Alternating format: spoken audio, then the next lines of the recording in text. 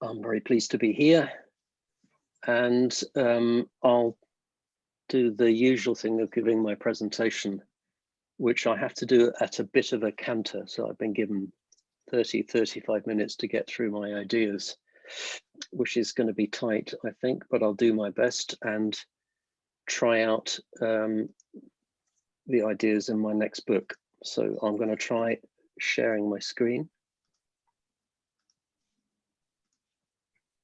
Can you see that? Yep, fantastic. Great. Okay, so in order to think about complexity, I'm going to talk about 7 types of complexity. Now, I'm not influenced so much by the 3 steps to heaven or the 7 rules of highly effective people or whatever it is. I was actually inspired as a young student by William Empson's book, 7 Types of Ambiguity, which was very influential on me when I was a young man. So I wanted to reconfigure the thinking that we developed as a research community at the University of Hertfordshire and frame it in terms of 7 types of complexity. But of course, it could be 10, it could be 12, it could be any number. And one of the dangers of categorization is that some of the categories blur into each other. And I could be talking about one thing in one category and actually start talking about it in another. So please bear with me that in order to make sense of the world, we do have to divide and separate, when in fact, the world is a bit more complex than that. So let me start with the complex models. And if you wanted a very good overview of complexity models, the best book I've come across is Gene Bolton and Peter Allen's book that came out, I think, in 2015, where the first half of that book gives you a very comprehensive and very detailed overview of complexity models and what kinds of mathematical assumptions and thinking goes into developing each of them.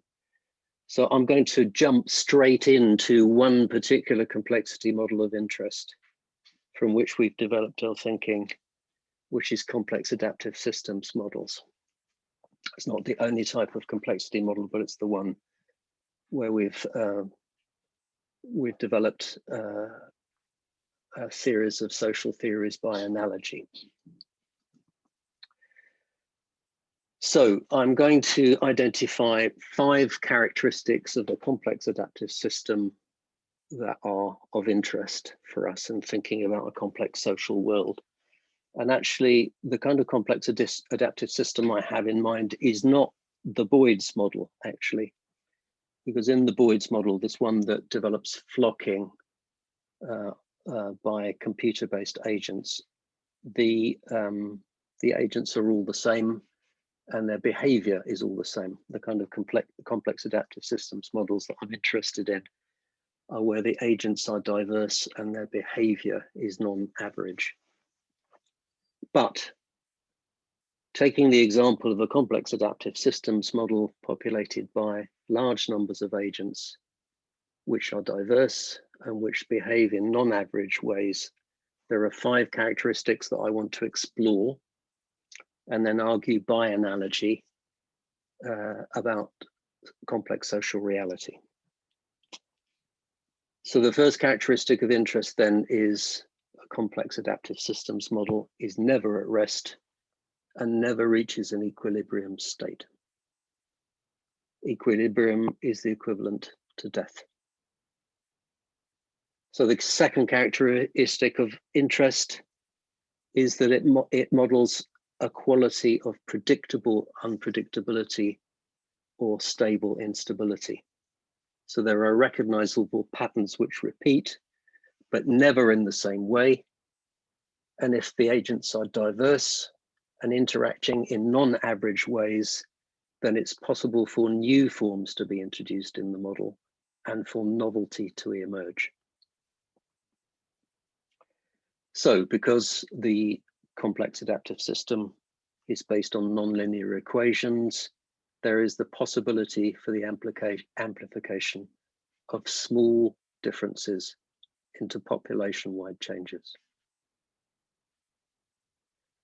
The third characteristic of interest is that there's no center to the model or no controlling agent or group of agents controlling everything else.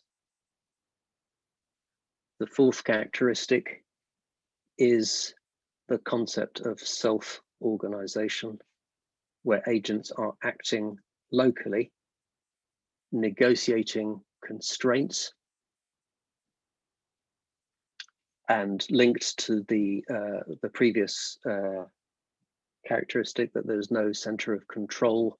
Order arises simply and only because of that self-organization process.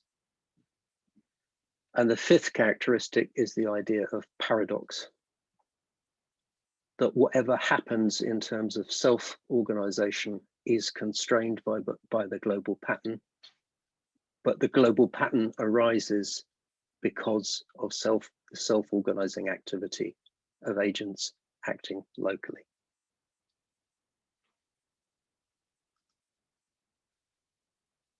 So here's a very crude and simplistic argument by analogy of the 5 characteristics that I've just given you and why they might be interesting in challenging what Andrey was talking about at the beginning of the presentation, more orthodox and linear ways of thinking about strategy and change, about how we account for stability and instability.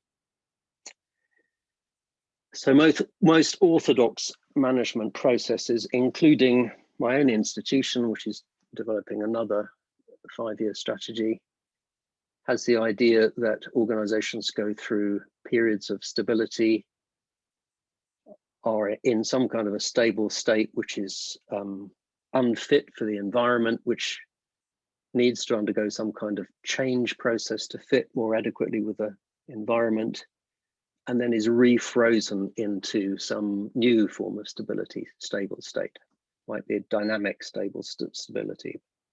Nonetheless, this kind of unfreeze, change, refreeze cycle that's taken for granted in more orthodox ways of thinking about change in organizations is challenged if you argue by analogy from the complex adaptive systems model that, if you like, social life is never at rest, and history, as Churchill said, is simply one damn thing after another. And in understanding the kind of dynamic flux that we're in, we have a complex understanding of history, that we're constantly acting in the present, interpreting the past in anticipation of a future state. Let's take the second characteristic, that the model has diverse agents acting in non-average ways, and negotiating constraints. In orthodox management, there is a governing idea of unity through alignment, where managers and leaders can predict and control futures. Instead, if you were to argue by analogy, taking complexity seriously, you'd be interested in the predictable unpredictability of organizational life, and you'd notice and pay attention to difference, diversity, and I would argue then in social terms, you're interested in the exercise of politics and power. So the third characteristic, if there's no locus of control, just as in the human brain, there's no one part of the brain that governs all the other parts of the brain. What does this mean then for this overinflated discourse that we have about leadership, where it feels as though almost every social problem we have comes down to a question of leadership, good or bad. And everything that's good in the world is associated with good leadership. Instead, You might take an interest in leadership or the exercise of authority, whatever we mean by that, as something of a group improvisation, where of course some people are more powerful than others, but nonetheless it takes place in a group and is a group activity. I think we might become less preoccupied with individual leaders and their states of mind or their general levels of charisma. If we take the idea of local interaction and self-organization seriously, then we might become less distracted by the focus on the big picture, direction, strategy, policy decisions from the top of an organization, and you might take a greater interest in what people are actually doing to get the work done. There are various schools of thought within organization and management studies, some of them calling them practice-based theories of strategy, for example, where people do exactly that. The paradox of forming and being formed, well, very often we split things in orthodox theories of management. We talk about leaders and followers, separating means and ends. We talk about task and process. And I suppose on the Doctor of Management program in the research community at the University of Hertfordshire, we have taken up a number of thinkers like the pragmatist school of philosophy, for example, where they are concerned to overcome these dualisms and to think in terms instead of dialectic. The dialectic of forming and being formed. Where there's improvement, there might also be regression. Task and process are inseparable. So that's, I suppose, where we might be interested in complexity models, because they offer a different way of thinking about stability and change and our participation in it, particularly if you think that there is no position outside social reality. So there is no programmer's position where you're setting rules for everybody else, but as a thoroughly social self yourself and part of the organization that you're working with, whether you're a manager, a leader, or a consultant brought into the organization, there's no God's eye view. So there are dangers and limitations with models. Jeffrey Hodgson pointed out, just because we can model flocking or complex adaptive systems behavior with diverse agents and non-average behavior on a computer, does that really tell us anything about social reality? Well, it might and it might not, but actually orthodox theories of management are also informed by systems models usually. So modeling does inform our theories about the world. It can be helpful. It's a starting point for conversation at least, but we shouldn't get carried away. I think that's it's very important not to say that, for example, that organizations are complex adaptive systems, because I think that's stretching the model too far. So I turn to French philosopher Edgar Moore, who argued that complexity is taken up in two different ways. On the one hand, it's taken up still by the Santa Fe Institute and people who take modeling very seriously, sometimes in a restricted way, informed by data, and not thinking more broadly about some of the implications that I've been thinking about social life, because the data and the model doesn't support it. Instead, what Edgar Moore recommended is that we take up complexity thinking in a general way and try and combine different systematic ways of thinking about the world to develop the fullest picture possible, if you like. To combine social and natural sciences and to reach for whichever way of systematic thinking about the world helps us draw more helpful conclusions. So I'm following Edgar Moore's recommendation, and I'm turning to the social sciences and the humanities in terms of trying to develop the ideas that I've set out, and to borrow more generally from different traditions of thought to develop what David Byrne calls a complexity framework for thinking about social reality. So just to remind you of what I was going to take you through, I was going to take you through the complex models. I'm now going to move on to complex action, complex selves, complex communication, complex knowledge, complex authority, and complex ethics. And I've got about 15 minutes to do so, so bear with me. So, in order then to keep going with some of the insights of the complexity sciences and think about them in social sciences, I'm turning to Dewey and Bentley's 3 theories of action. Now, I could have turned to any number of theories. So Stacey and colleagues developed 5 theories of action. There are all kinds of other scholars one might turn to. You might turn to Gibbon's structuration theory or actor network theory. But in my most recent book, I'm just using Dewey and Bentley's 3 theories of action because I think it's quite straightforward what they recommend. And it helped me in terms of a relatively simple presentation of different ways of thinking about how we act together. So Dewey and Bentley's 3 theories of action are self-action, interaction, and transaction. Now, self-action is still manifests.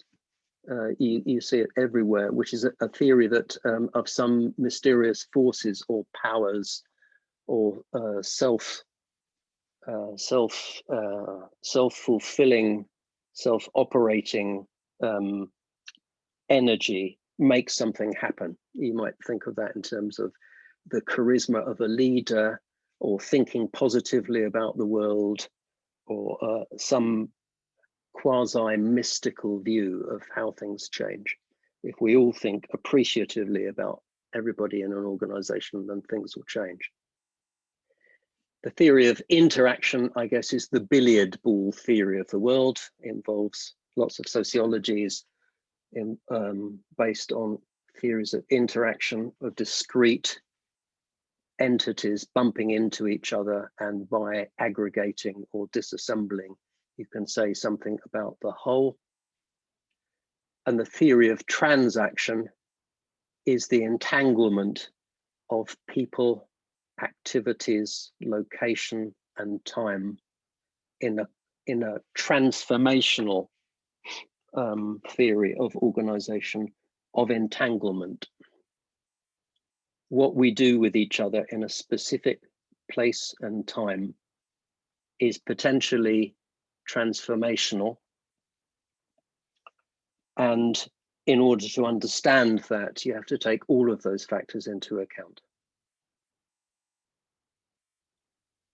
So theories of complex action then are informed, certainly at the University of Hertfordshire research community, we turn to those sociologists and philosophers who are interested in not reducing process, not thinking of entities at rest or discrete entities bumping into each other and being untransformed by the interaction. So game theories are very helpful in thinking about that. So game theories offer a theory of society where everything is in motion all of the time, where we're governed, where we are in constant interaction, we're governed by rules, but we develop the rules in the playing of the game. And Mead has a theory that we become socialized by playing games as children and being able to take a generalized view of the game of social life into our personality structure. If you like, he argues that the only way that we can anticipate and be able to respond in social life is having a generalized sense of the way that the game of social life works as part of our personality structure.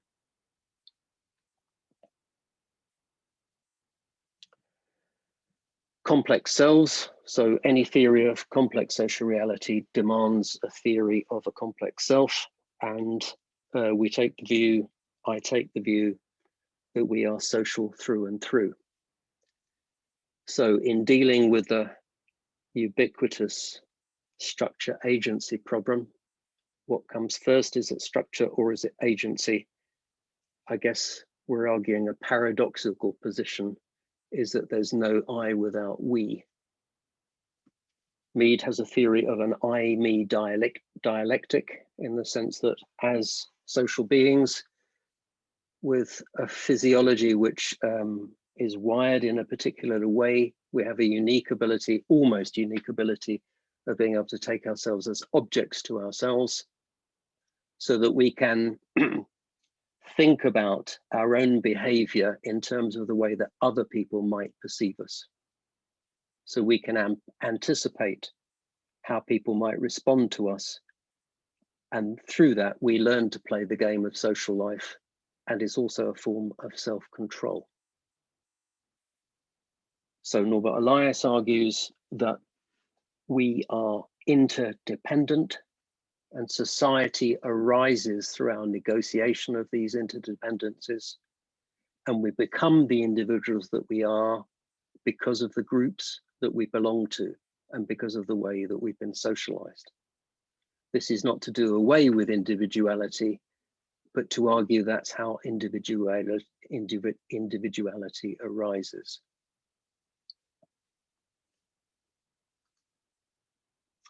I was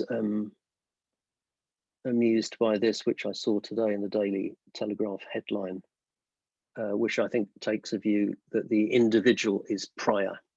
If you want to solve a pandemic, it's about all of us individually taking personal responsibility. I'm certainly not against taking responsibility, but I'm arguing that if you're thinking agency and structure, then both arise simultaneously at the same time. So, social reality is developed and arises continuously through complex communication. So I found this quotation in a book by the pragmatic philosopher Bernstein, which I think sums up how I think about communication and how I think about entering into the communication, the conversations going on in organizational life, whether you're a new manager or whether you're a consultant. So imagine that you enter a parlor, you come late. When you arrive, others have long preceded you.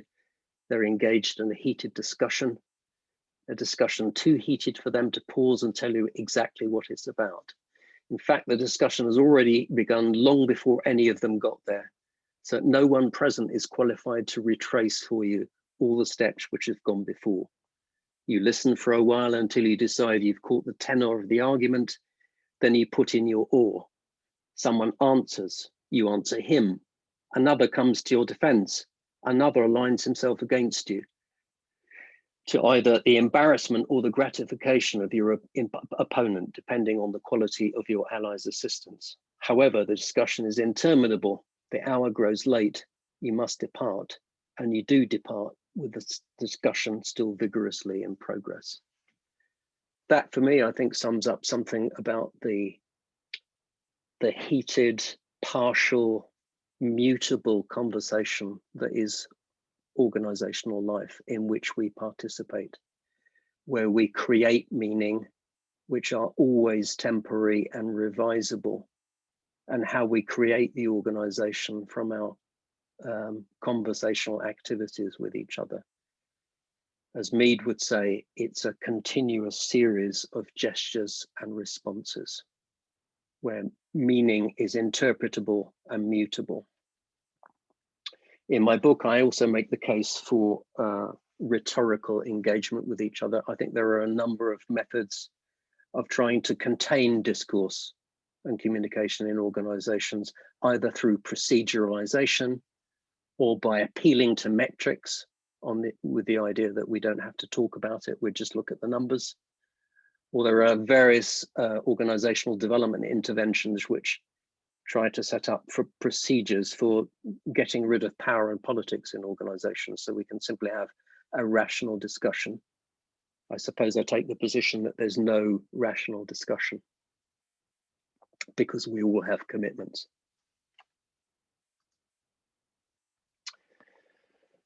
So in developing the perspective of complex responsive processes of relating and turning to social theory, the traditions of thought that we are most interested in tend to be interdisciplinary, following the recommendations of Edgar Moore. They tend to take an interest in process. They encourage critical reflexivity on the basis that if there's no standing outside the social reality in which we participate with a God's eye view, then critical reflexivity is one of our most helpful skills in trying to work out what's really going on. The traditions of thought we're interested tend to be dialectical and often take an interest in paradox. They are dialogical and personally inflected. Again,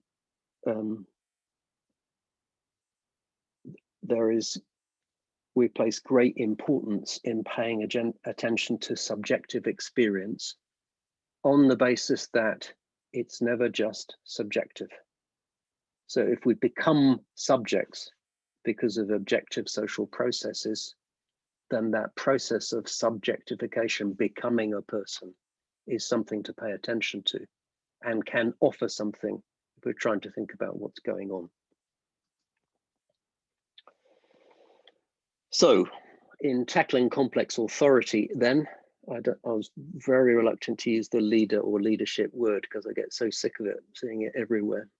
Sometimes I'm even invited onto generic research methods courses at the University of Hertfordshire where I'm invited to talk about research and leadership. There's almost no aspect of social life that can't have the word leaders or leadership attached to it.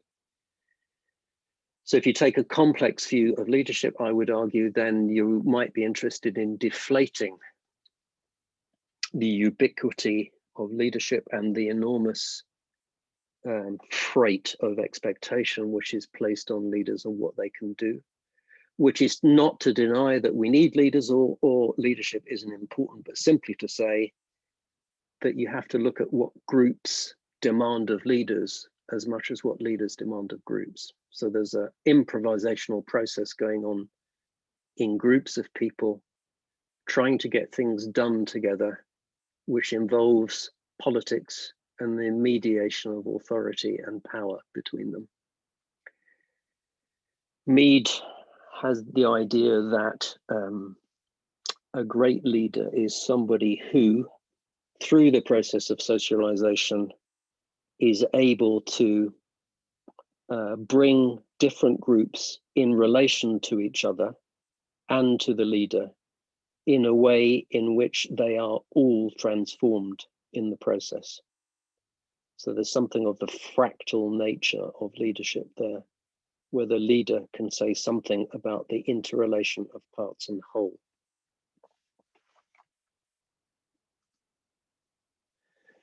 So Paul Cilliers, one of the original pioneers of complexity theory, was very preoccupied with what we have to simplify and the choices that we make, just as I did at the beginning by categorizing.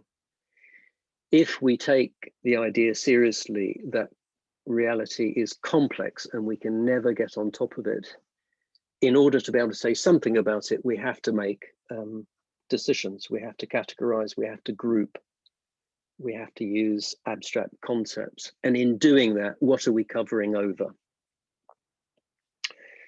I think that's a very good question.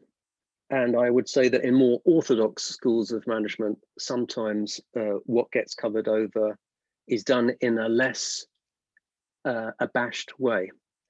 So I think there's, in a way, there's nothing different in taking a complexity approach to social reality, in terms of course we're making simplifications, but then so does everybody else.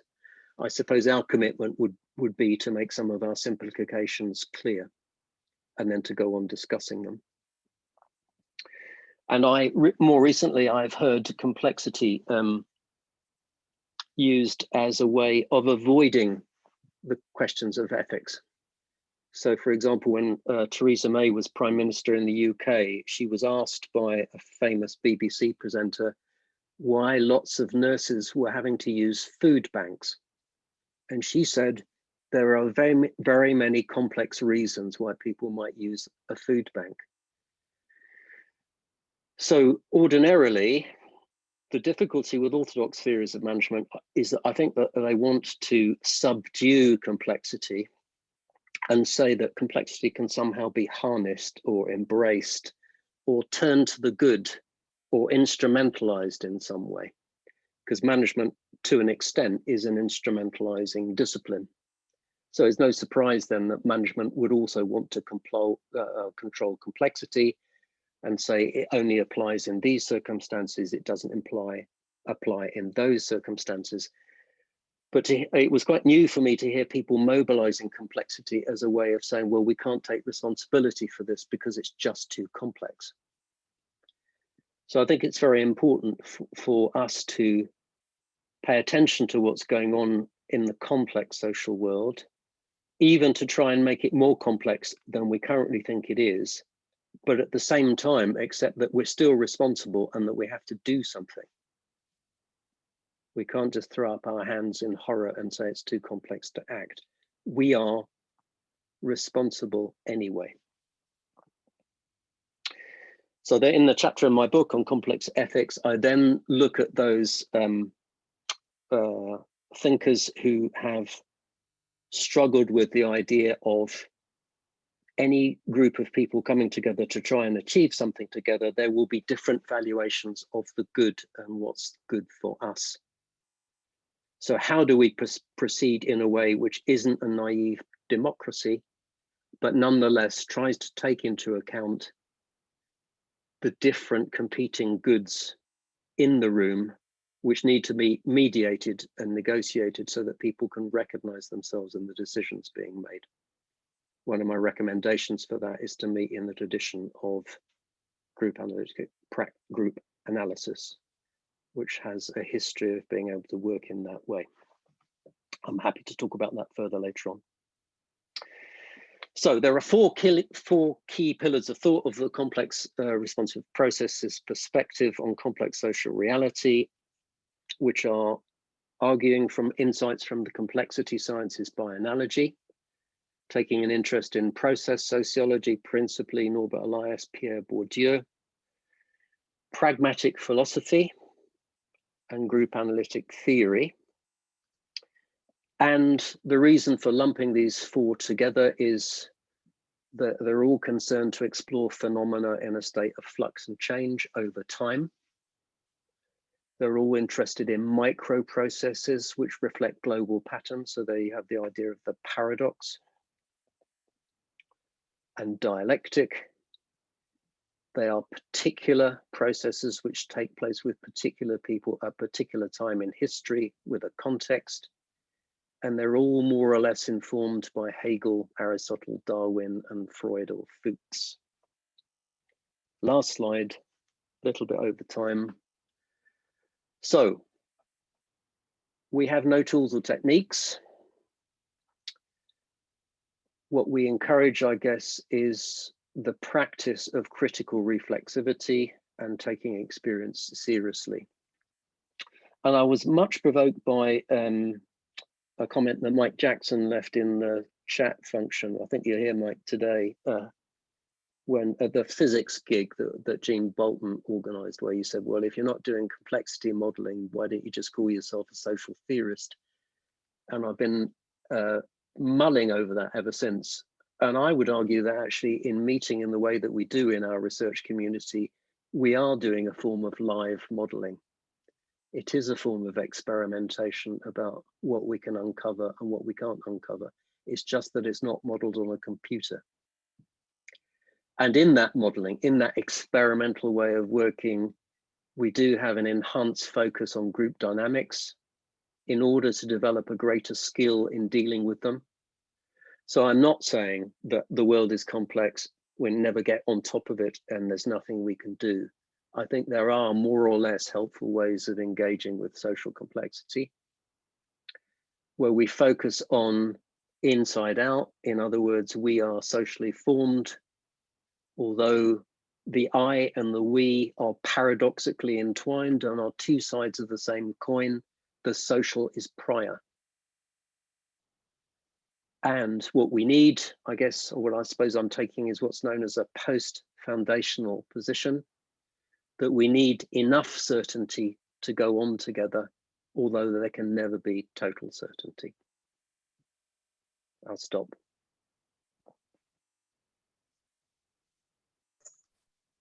Fantastic. Thank you, Chris. Do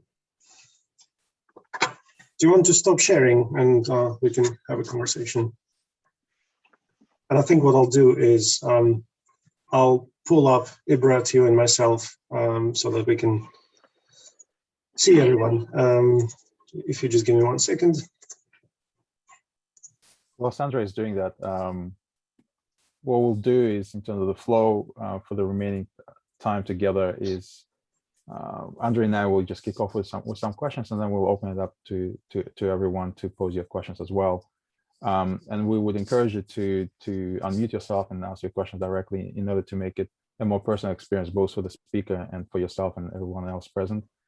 However, for that reason, you cannot unmute yourself. Feel free to write your question in the chat, and myself or Andrey will read it out to Chris.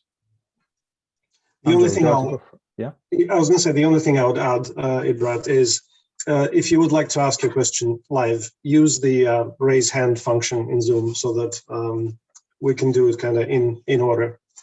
But yes, Chris, there's so many ideas that are flowing through my head now.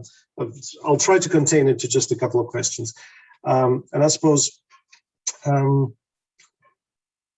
might have got it completely wrong, so correct me. But would it be accurate to say that that what you're saying is that complexity, or that the way to talk about complexity is something, is in a way that's far beyond just complexity theory or complex systems, certainly, but that complexity is in a way a mindset or a worldview, something much more fundamental than the kind of intellectual categories that we're used to dealing with. Yeah, and we wouldn't be the only group to have been thinking about that, about how far do the models go, and there are many traditions in philosophy trying to come to terms with, is there reality out there? Can we ever know it as reality? Do we take the Kantian view that we can never access reality, we can only access phenomena and noumena? So I suppose I take a pragmatic position, i.e. pragmatic philosophy, rather than the daily use of the everyday use of pragmatism, is that there's no separating the knower from the known. And I think there are various branches of quantum theory, which the physicists in the room will know more about than I do, which demonstrate that in practice, that the moment you introduce the observer, the experiment, the outcome of the experiment changes, like the famous wave particle experiment, for example. So if we are to understand the world, as the theoretical physicist Karen Barad says, we can only understand it by engaging with it, and our engagement with it changes the world and changes us.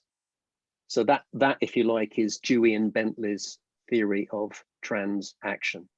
We are all transformed in the process of understanding the world and understanding ourselves.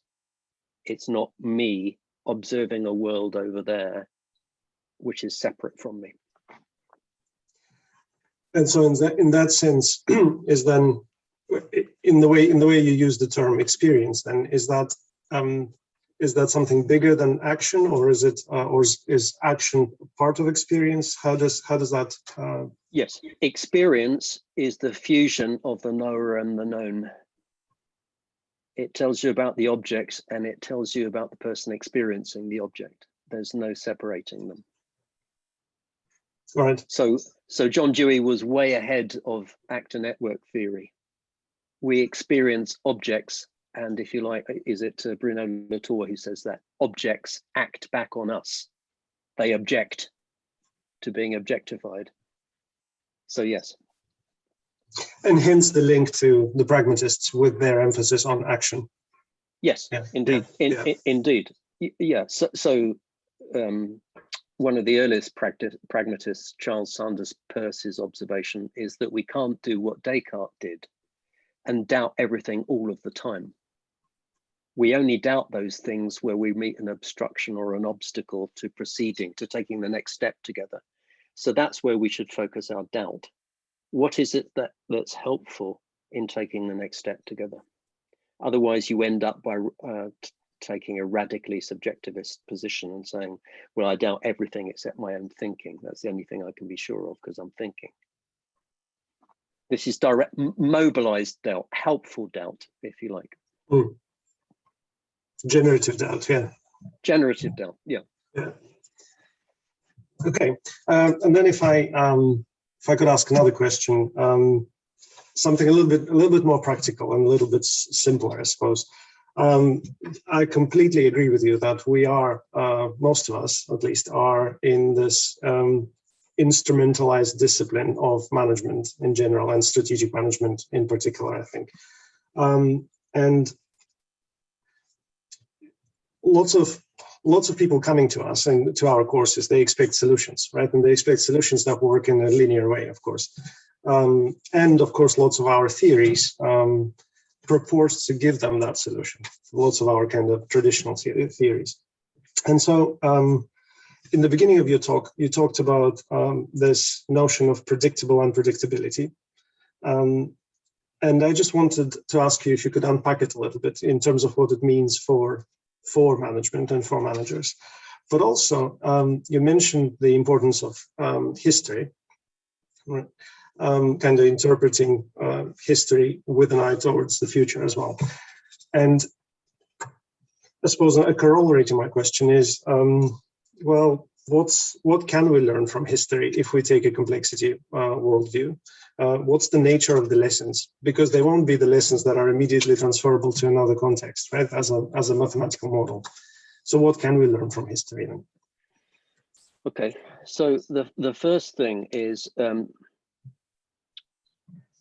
what's interesting about management and consultancy is that if you start to open up just an ordinary discussion with people who are managers or consultants about whether their life has worked out in predictable ways, they will nod and agree with you and say, of course not. You know, I met my wife by accident, or well, it was something you said to me at the very beginning. I never expected to be 15 years at Cranfield, for example. It happened by accident.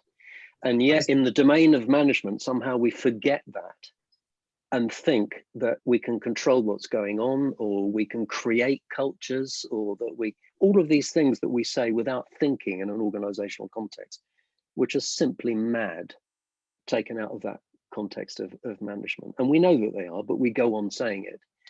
And I would say that when I go around talking to groups of managers with these ideas, there is a certain proportion of people in the room who are relieved to hear me say that you may be responsible, but you're not necessarily in charge. They've known that all their lives. And yet, because of the discipline of working as a consultant or working in a particular organization, in order to belong, you have to talk the talk. It would be excluding and profession threatening if you admitted that you know what you're doing, well, maybe most of the time, but things work out in both predictable and unpredictable ways. If you were to confess to that, it could be career shortening. So, and I think it does make a difference to people actually to be able to prepare to call out, to notice, and to be able to talk about the unpredictability of organizational life. You don't need a tool or a technique. It makes you act differently. Simply operating with that insight makes a difference to people's practice. Now, as for history, I think we live in an age which is preoccupied with an idealized future. We're constantly rushing towards utopia. And we all thought Marxism was dead. But no, we have this idea that the past is a bit of an embarrassment. We should forget about that. What we need to do is to create these idealized futures. reintroducing the past enables people to recognize themselves with all their strengths and weaknesses, with all their flaws and qualities. So it's a constant reinvention, and St. Augustine was the first person to have this insight, really, the what is it, the present of the present, the present of the past, and the present of the future. That's what we need to be able to discuss. We can't necessarily learn from the past, but we'd also be mad to ignore it. There may be lessons from the past which need to be reinterpreted and reinvented for now. And we also have to have a sense of who we have, how we have become who we've become. Right, thank you.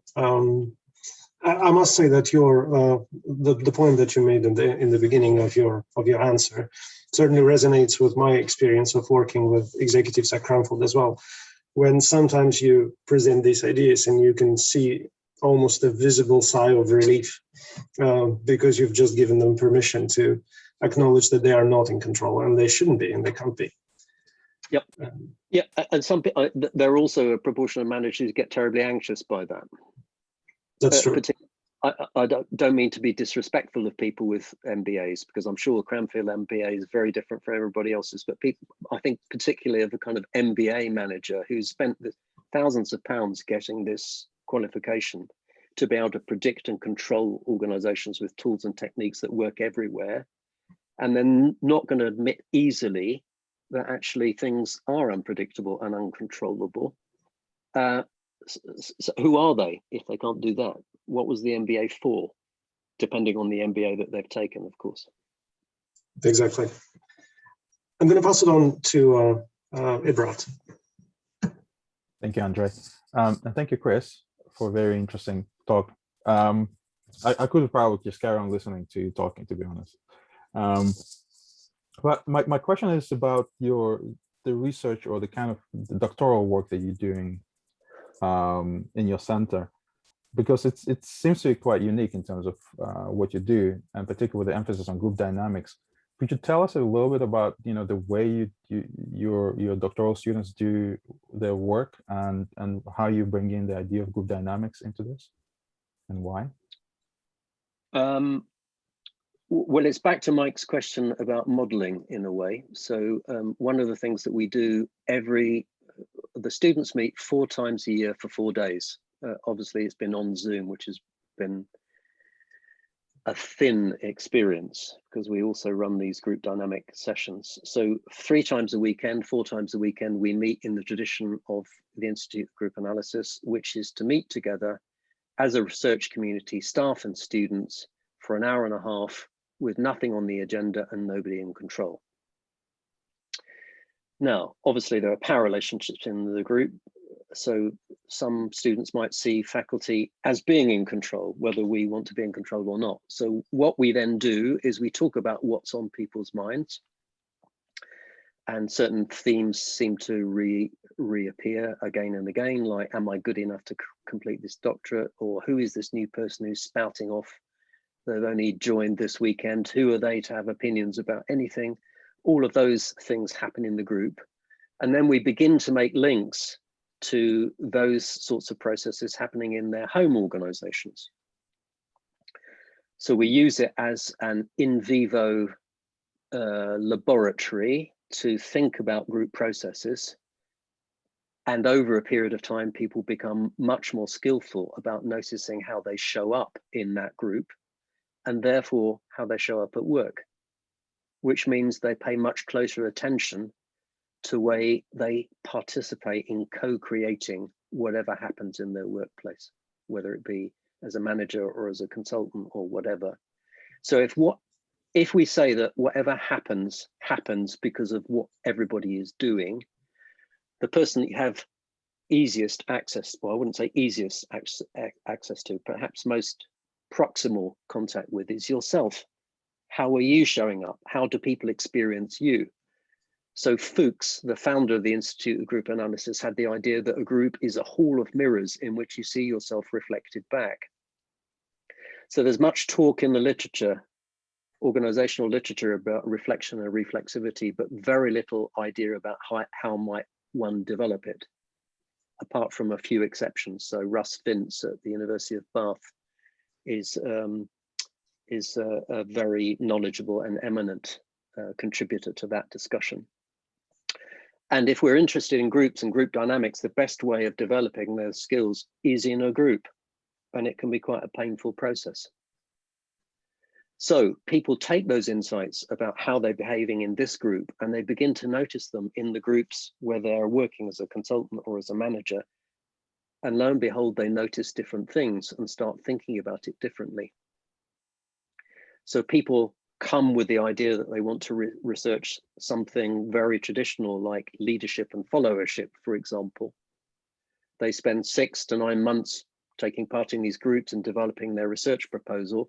And they realize that actually what they're much more interested in is inclusion and exclusion. It's got nothing to do with leadership and followership, because they've noted something about their own participation in their groups at work through being on the research program.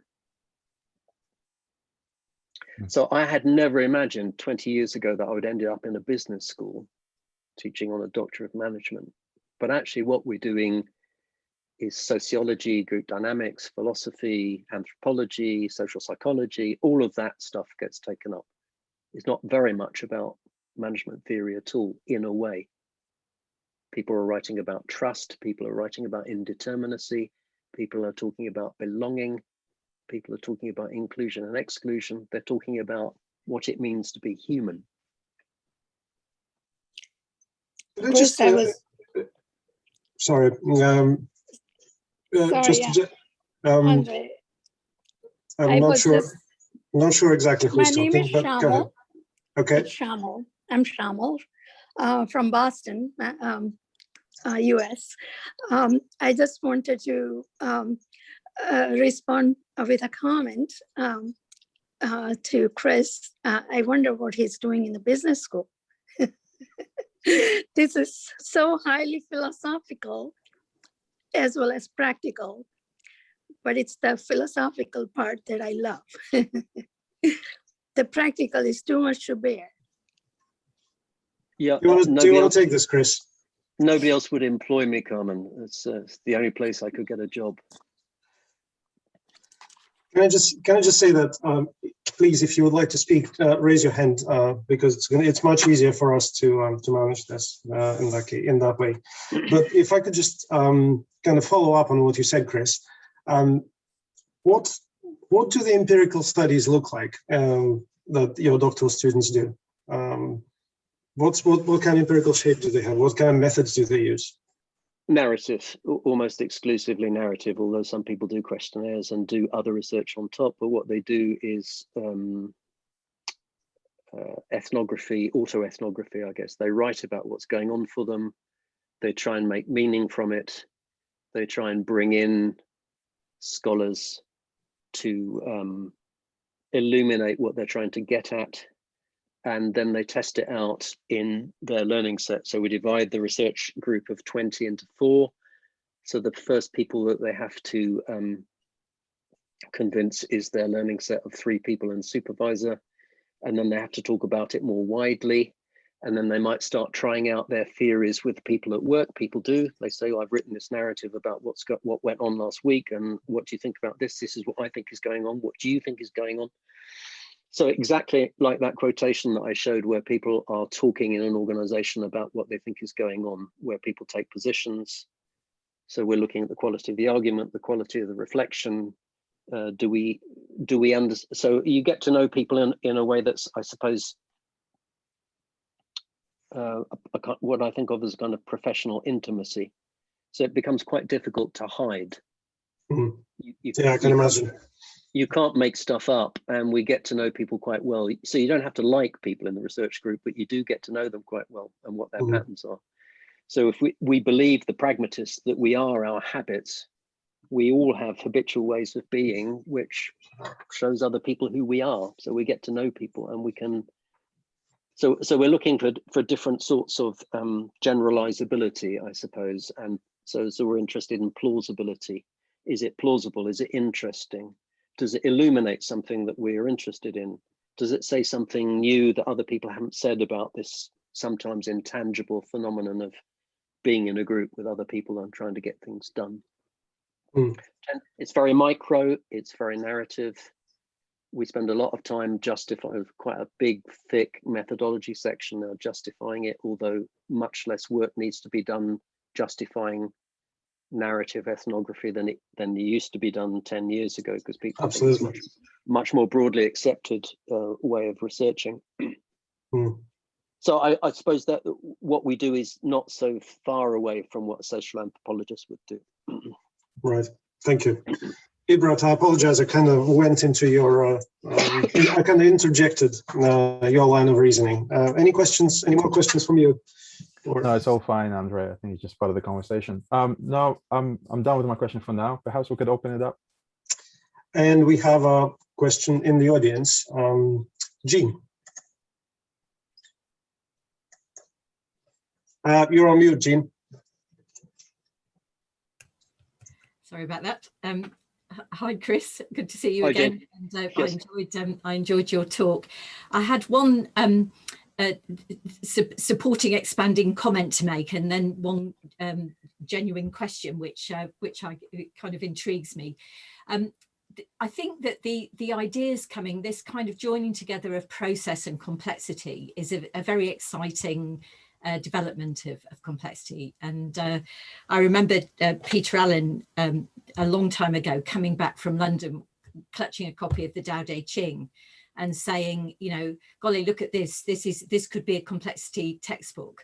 And the ideas between Taoism, complexity, and now the ideas, as you say, coming from quantum physics and quantum gravity, and particularly the work of Carlo Rovelli, are almost indistinguishable. This idea of the complex interwoven relational reality or subjective reality is very central. So it's really exciting, and it's lovely to hear you talking about that from a particular perspective. And I think it's meeting physics and various other things. And I don't know if Mike's still here, but he's about to organise an interview with Carlo Rovelli in a few weeks' time, which would be really interesting for people if he was able to put it in the chat box with the link. The comment the question I wanted to make, and it comes, I noticed you talking about the kind of the way conversations start from before the conversation, and this is a conversation I've had with others about some of the ways people look at complex adaptive systems as if it's a thing you can design. So I'm not necessarily saying you say that, but it's often used in that way. And the kind of slight comment, but I wondered on your view on this, is that I would say that even in a hierarchical organization, even when there are hierarchical leaders, you still have self-organizing processes, emergent complexity. It may be conditioned or hampered, you might say, by those hierarchical things. But whether things emerge, whether things self-organize, will happen anyway, as some of our political leaders find. So I just wondered if you could perhaps comment and reflect back on that. Yes, I think that there is a fallacy in thinking about emergence as the opposite of planning. So you can either plan something and design it, or things will emerge. And sometimes that is also used, complexity is also, or emergence is used as an excuse. No, we didn't make a plan, things just emerge. You're exactly right. My understanding is exactly the same. Emergence will have one quality or another, whether you're planning or whether you're not planning, because of the amplification of small differences. So even the tightest plan with the tightest scrutiny and supervision will produce things that you hadn't expected and probably that you hadn't wanted. So it's not the opposite of planning or designing. It's what happens when you try and get things done with other human beings who are different from you. It's because of exactly that quality that you and Peter point to in that book about different agents acting in non-average ways. Yeah. That's what happens. You get emergence. It's inevitable.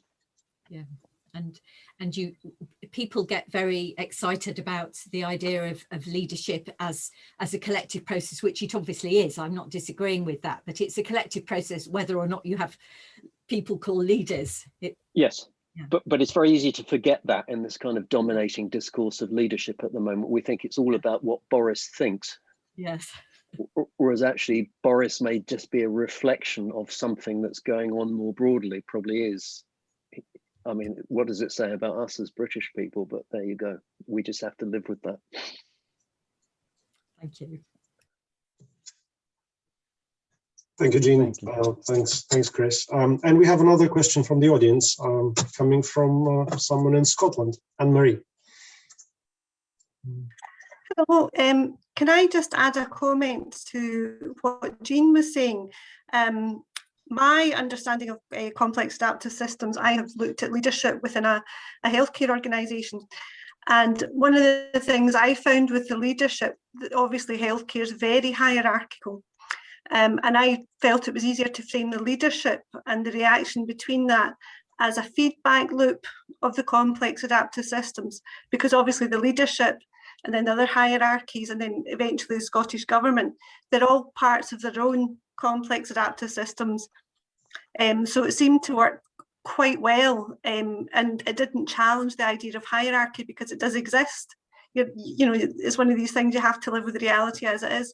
So I found that really interesting. But I'd put in the chat, one of the when you were mentioning before about the idea of knowledge or the known and the knower, I was really interested in your idea of how do you see context as influencing the way that's perceived by different people. Obviously, my perception would be that there's a shared thing, but there's no absolute. You can create a common ground, but each context is going to have a different interpretation of both the knowledge and how they behave with it. So give me your shots on that? I think I know what you're asking. Are we talking about the fallacy of best practice, for example? Is that what we're talking about? Somehow that this project over here can be successful, so what we need to do is either scale it up or simply copy and paste it to another location because we know that this is best practice. Well, we know that that doesn't work in the sense that scaling up, you create something different, and transferring elsewhere means you're putting it in a different context where it may or may not work. So John Dewey's reaction to this was to say that it would be foolish not to learn from other people's experience. Why wouldn't you? But it's also equally foolish to think that their experience could be replicated in your context with your history and what your community values. It will be different. So you're going to have to adapt. And I would say that's even happened with our own program. So some of the graduates of our program, Dutch graduates of our program, were very keen to replicate it in Holland. I think the program lasted about 3 years before it collapsed for a variety of different reasons. So it might be a good idea, but actually it's organically grown in the University of Hertfordshire. So replicating it elsewhere is hard. It's not impossible, but it's hard. Is that what you're talking about? Yeah. The idea of that is also that starting points matter. When you were talking earlier about history, the starting point of the system, you can't change it. You can't change the experience of the what's happened within that context before. Yep. And that kind of ignoring it or trying to sort of imprint something else on top of it is to me one of the reasons I'm drawn to complexity, because you have to accept that's what you're dealing with, that everybody's histories, organizational histories are different. They are different, but they're also never fixed. So as you know, in the UK, there's a fantastic struggle going on over our history at the moment. So, yes. So for the National Trust wanting to think about their implication with slavery is seen by some groups as an attempt to rewrite history, and by other groups to give a fuller version of history. So there's actually a struggle over what we mean by history and how we understand our history, because we will all understand it differently. Thank you. Thanks, Anne-Marie. And we have yet another question from the audience. Mike Jackson. Hello, Chris. Thanks for the talk. Lots of questions I could ask. The one I want to ask is, do you think that this complexity theory of the world, as you've expressed it, drawing analogies from complexity theory and drawing in the social sciences that you feel comfortable with, do you think that perspective on organizations and society as a complexity worldview could ever replace, if you like, the orthodox management worldview, or the worldview which comes from certain aspects of systems thinking, which emphasize more order and stability? I don't think that it ever could, and I'm not sure that I'd want to live in the world where it did. Well, I suppose you could say it's in dialectical relation to. So you, in a way, you couldn't have one without the other. I would say that we live in particularly instrumental times. So I think we exist in an extreme of instrumentalism at the moment.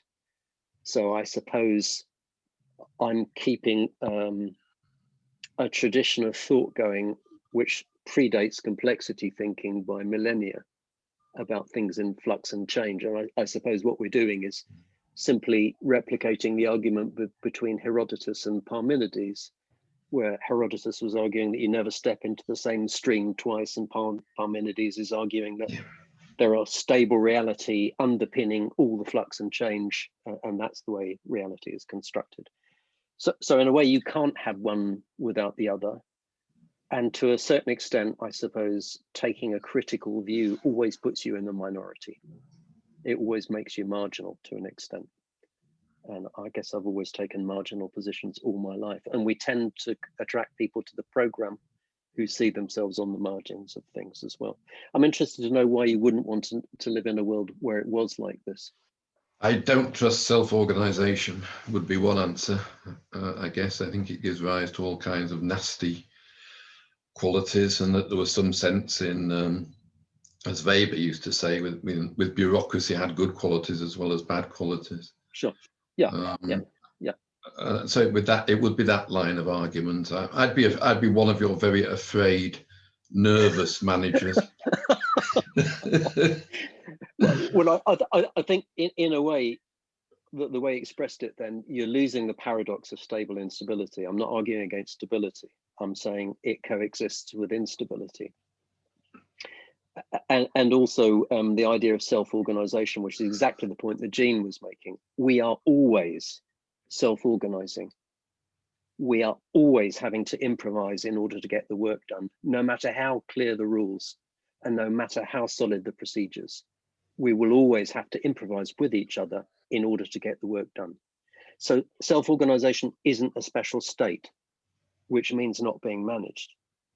It means what we have to do when we are managing with other people. That's the way I'm understanding it. Yeah, so you understand it, yeah. Okay. And the way you say it's not the way you agree with it. No, I don't want to take other people's time, but your way of understanding self-organization is possibly then derived not from the traditional complexity theory view. Okay. But well, that would be my thought, and okay. As you know, I would want to stick to the notion that you're a social scientist, and I could take away complex from all 6 of your headings beyond the first one and lose absolutely nothing. I don't think complexity theory enters into it at all. There's many complexity theories as there are in the social sciences, as there are different social theories. Yeah, no, read Jean Bolton's book. I would recommend it. Or you probably have, but yeah. I have. Yeah. Does she agree with that?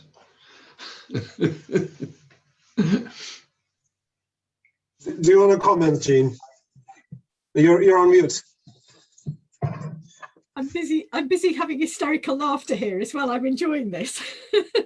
But no, I kind of agree with Chris. Self-organizing is a process that happens anyway. Whether it's useful, whether it leads to good, is another issue.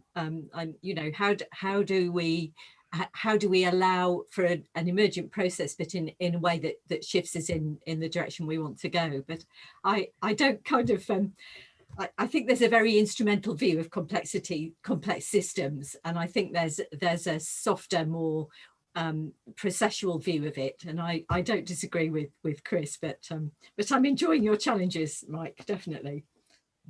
Well, that's not good enough. You should be agreeing with me, not enjoying my challenges. You can't deny that there are as many complexity theories as there are social theories when you take complexity theory into the social domain. That's why I say that complexity theory is incoherent as a social theory. Unless of course, you make something coherent out of it by choosing your social theory and aligning your complexity theory directly to it, as Chris has done, which is fair enough. I just really wonder what he actually gets from complexity theory. Prestige, Mike.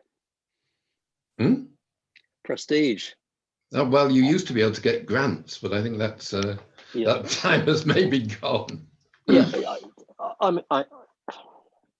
I agree with you, and I don't agree with you both at the same time, which I hope doesn't sound like a Zen position. But to a certain extent, I think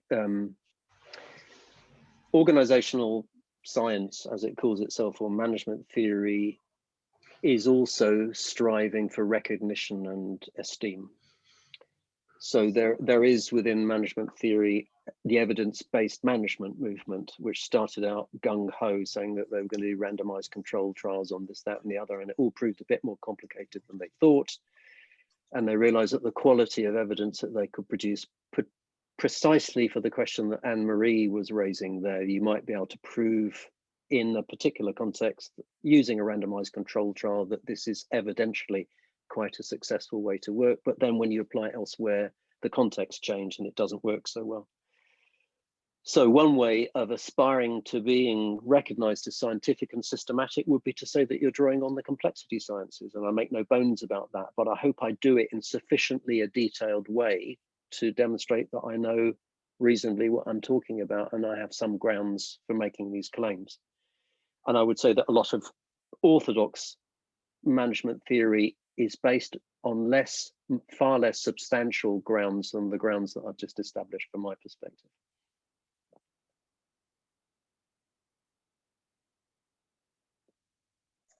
Thank you. I think we're going to take one question from the chat room and then come back to the audience where we have another question from Shamal. So I'm just going to read out a question by Paul, which he posed earlier on, Chris. Paul's question is, where do we start? Because he writes a comment before that. So he's asking if you could expand a little bit more on the agency structure debate and the ontological assumptions behind complexity vis-a-vis more traditional theory lens. Yeah, okay, so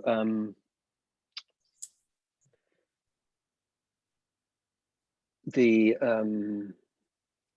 best formulation of our position, I guess, is that we've borrowed shamelessly from other people's positions, and maybe Norbert Elias sums it up in a quite short essay called The Society of Individuals, where he sets out the agency structure question.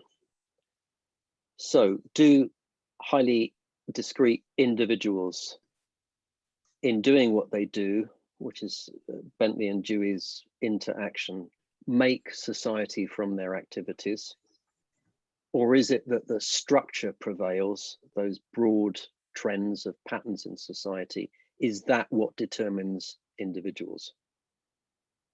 So which is it? Is it one or the other?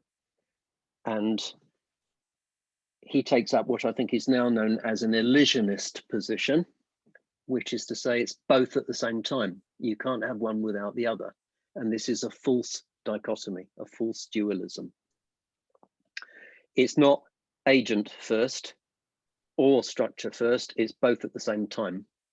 But I'm taking one step further than that and saying, although it's both at the same time, and we are both paradoxically, an I and a we, the social is prior. So we are born into a social world where there is a play already going on, and we're invited to take up a role because of our particular family group and the language and culture that that family group has in a country with a specific language and culture at a specific time in history, which shapes the kind of people that we are. I think this is an insight shared across disciplines. I was reading C. Wright Mills the other day, The Sociological Imagination, a key sociological text. He makes exactly the same point. It's the paradox of the I and the we. There are broad social structures that, of course, shape us in who we think we are and what we think we're doing, but at the same time, our participation in those social structures has the potential for transforming them, no matter how small our agency is. But I think we live in a world where the overwhelming ideological view is that the individual is prior, and that gets reflected in the tools and techniques of management, which are all about individual performance. So, for example, in an organization which is struggling, in my experience, and even in my organization, people are much more likely to focus on resilience training than they are to look at the way people are being managed, for example. So somehow it's always the individual and what they're doing that is prior in contemporary forms of thinking about management, influenced by the last 30 or 40 years of a highly individualized, competitive, marketized ideology, which you can call neoliberalism if you like, if that floats your boat. I know sometimes the term neoliberalism is taken up as a way of saying, as a kind of accusation against everything we disagree with. But it is a highly, in my book, I can compare and contrast Friedrich Hayek, for example, and Norbert Elias. So you could say that they both take the view that society arises from the myriad activity of lots of agents interacting with each other. They were complexity theorists before there was even complexity theory. But they both reach very different conclusions about what's important. For Hayek, the individual is sovereign and prior. The most important thing is dealing with individuals. So if markets are unfair, there's nothing you can do about it, because to intervene is to promote the collective over the individual. So the most you can do is to clear away obstacles to the market functioning properly. Elias noticed the same social phenomenon and came to a radically different view of how we might improve things in social life. And that is taking the group seriously and our participation in groups. So his ideas were that we've done remarkably well in natural science in controlling the natural world. We've done much less well in controlling ourselves, or at least being able to guide ourselves in moral ways. So he didn't give up on the idea that we can intervene in groups and make a difference to humanity. Whereas Hayek, I think, is a kind of existential shrug. The market is some kind of magical, mystical force that arises, and there's no better human invention than the market. We just need to stand out of the way and make sure the individual is protected, which is Margaret Thatcher's expression. There's no such thing as society. There are only individuals and their families. That's what we're dominated by in society, particularly in the global north, much less so in Eastern societies or in African societies. And that affects management theory too. How can it not? So we tackle racism in organizations by, the implicit association test, this unconscious bias training. It's not about patterns of discrimination, it's about individuals and their unconscious biases. Fantastic example of that kind of individualized way of thinking. Thank you, Chris. And we have one more question in the audience. Shamal. Thank you, Andrey. Chris, I would say that self-organizing behavior impacts complexity. Taking this argument further about I and we are in constant flux as we interact. If we were to buy into that theory, which I would say is not just a theory. So what would you say about self-organizing behavior, whether good or bad, and where the moral balance can be drawn to how do we balance that? I'm not sure I'm quite clear what your question is. What is it that needs to be brought into balance? Knowing that self-organizing behavior, whether good or bad, can impact an organization or a society in the context in which this self-organizing behavior is happening by an individual or group of individuals. So how do we, from the societal perspective, how do we drive, or is there a way to drive individual behavior or smaller group behavior such that it has a positive effect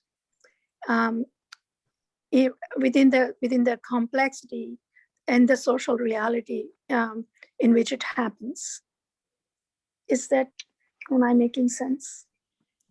I think so. So it's about, partly my question is also about morality. How can we, in individuals, contribute to a better society or a better organization?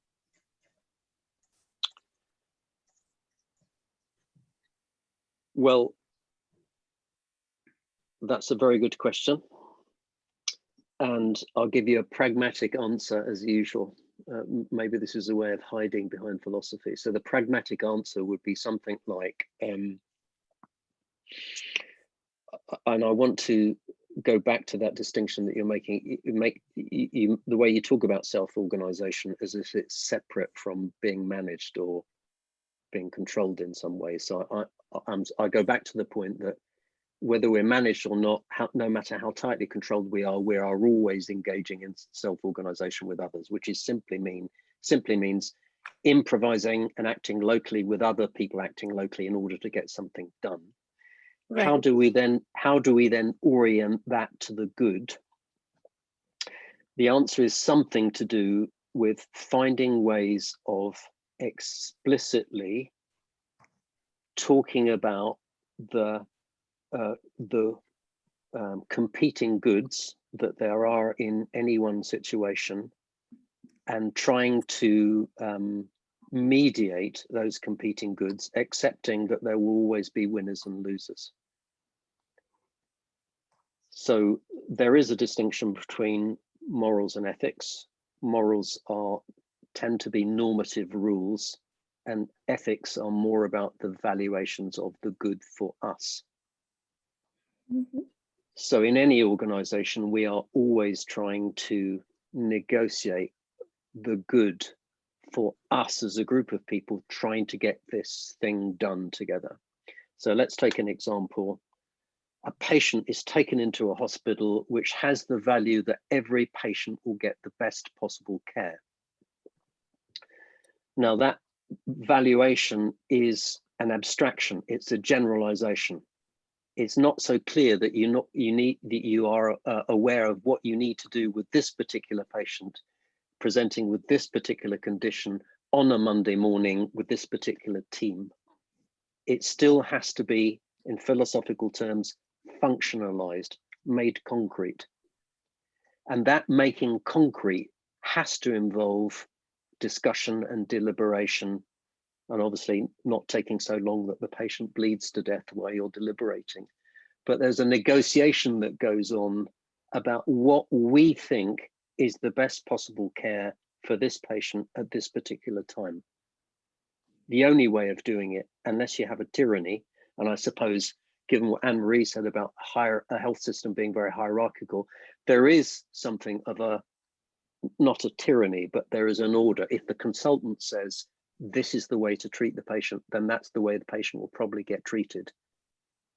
And somebody lower down the hierarchy, if they think there's a better way of doing it, and they might well have more experience of this particular condition, They'd need to have the strength of mind to speak up and say, no, actually, this is a better way of doing it. And there you have, this is how power conditions ethics. It's not just objectively deciding what the best thing to do is. Power relations condition it, and our ideological views of the world condition it. So we can only decide what's best by constantly deliberating and discussing it and doing as much as possible in the public realm so that it doesn't go underground and doesn't become a kind of tyranny in Hannah Arendt's idea of tyranny. It's when politics disappears, the alternative is violence. Thank you, Chris. Thank you, Siobhan. Thank you very much. And we're just about to wrap up, but we'll take one more question and one more comment from the audience. Mike. Thanks, Andrey. It's about the issue of power, Chris. Yeah. Once you put the social first, which pleased to hear, then we draw our individuality from what's available to us socially. So that impacts our life chances. You end up in a more sophisticated argument, the Bourdieu type argument, that the resources that are available to you, either in terms of capital or in terms of education or in culture and the rest of it. So, I mean, it then seems to me unsatisfactory to just say that the way of handling that is to look at how we operate in groups. Aren't we actually forced back up to a societal level and the class structures and the other forms of power and disadvantage which impact people directly on the ground and affect their life chances? Of course, yeah, absolutely. I've spent my whole life in political activism trying to get policies changed and things. So I have absolutely no difficulty with what you're saying. What I'm saying is the way I help the researchers on my program say something about complex reality that they're trying to affect as managers or leaders or consultants is for them to pay attention to what's happening in the groups in which they participate, at the same time as being able to say something about structure. So it's not enough for me. I'm not interested in people navel gazing and telling me how they felt this or they felt that, if they can't also say something about the social conditions which produced that situation in the first place. So I'm with Wright Mills on this. You have to be able to say something about social structures as well.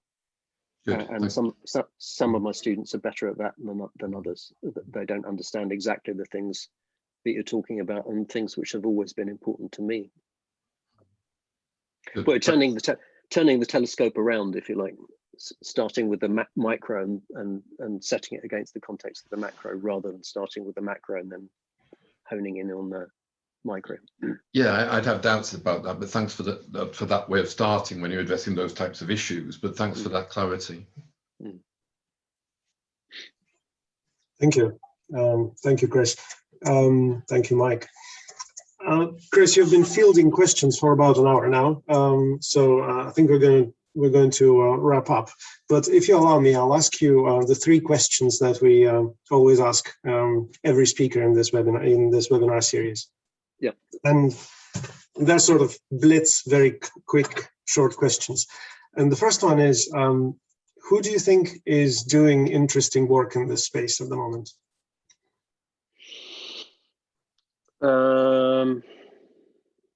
So in the space of complexity.